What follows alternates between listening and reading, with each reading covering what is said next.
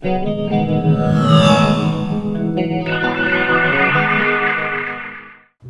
everyone to Indie Game Highlight, a new video series here at Default Prime, hosted by moi, Stephen Lindsey.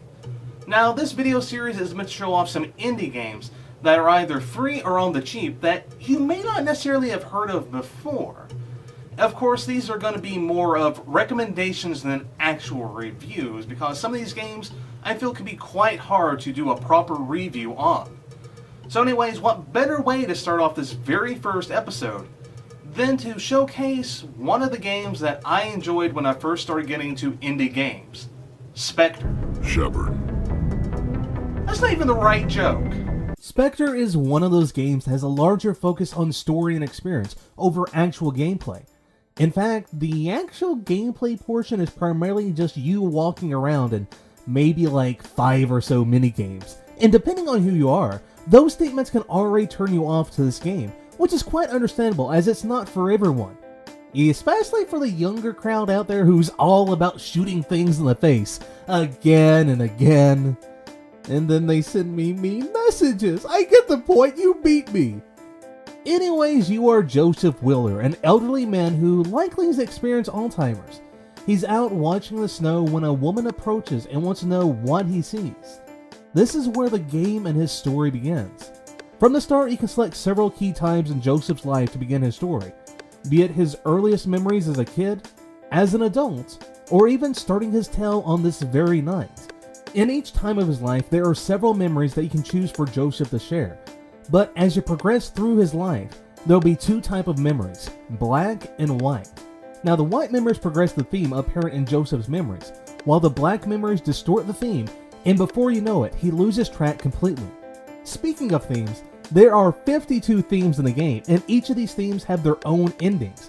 Now, I can imagine someone out there screaming, "What? I have to beat the game 52 times to fully complete the game? That's crazy!"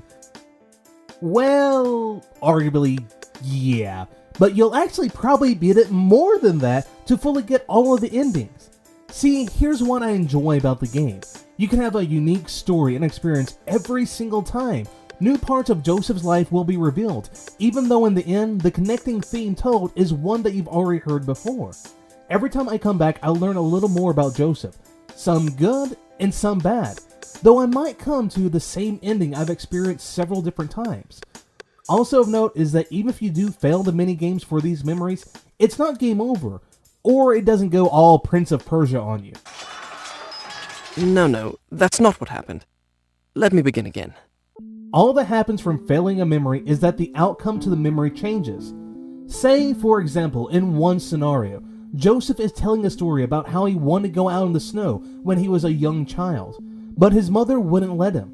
If you beat the minigame for this memory, Joseph will go outside and experience excitement for choosing for himself for once in his life. However, if you failed, he will become frightened by the prospect of not being protected by his parents. In a way, this means that failing these games can be worth it just to hear a different side of Joseph's tale. While we're on minigames, there's only about 5 in the entire game, but these games get harder the more you encounter them during the story. While they are limited, these games often are a sort of metaphor for the struggle involved with the memory. For example, Approach is a minigame all about Joseph approaching a new or old figure, one that from a distance is blurred, but upon approach, they become much clearer and understandable. Just like in real life, approaching some of these people can be quite hard. Granted, while playing these games, you probably won't think of them on that level. I mean, I never did, and I'm just kind of pulling that out of my rear for this review. Lastly, what helps make this story is the voiceover in the game. It all began here, with my return home. Was I really the same man who had left this place so many years ago? It gives you that little impression that you're just sitting down and listening to Grandpa tell you an interesting story in his life. You know, the one that doesn't involve him telling how back in his day he had to make a living as a paperboy and how all of us are so privileged nowadays. But for me, the voice acting makes it for me. The voice and the way it's delivered hits the right spot. It even makes me at times want to randomly talk out loud in a similar fashion. My story begins here, when I finally realized I was a guy. just last weekend. With that said, it is one of those voiceovers that everyone won't enjoy. Think like Bastion, just a different style of doing it. Spectre is one of those games that is more than experience. It's hard to properly explain what makes it enjoyable. So let's just put it this way. If you're willing to try out a game that is strongly story-driven, has a lot of replayability, but lacks a lot of actual gameplay, then you should check this game out. However, if such a narrative-heavy game isn't your cup of tea, then you won't likely enjoy this game. So there you go, Spectre, an interesting little narrative-based game that isn't for everyone out there, but if you're willing to give a narrative-based game a chance, then you should definitely look into this game, because it's free. You have nothing to lose except for about 15 or so minutes if you're willing to give it a proper try.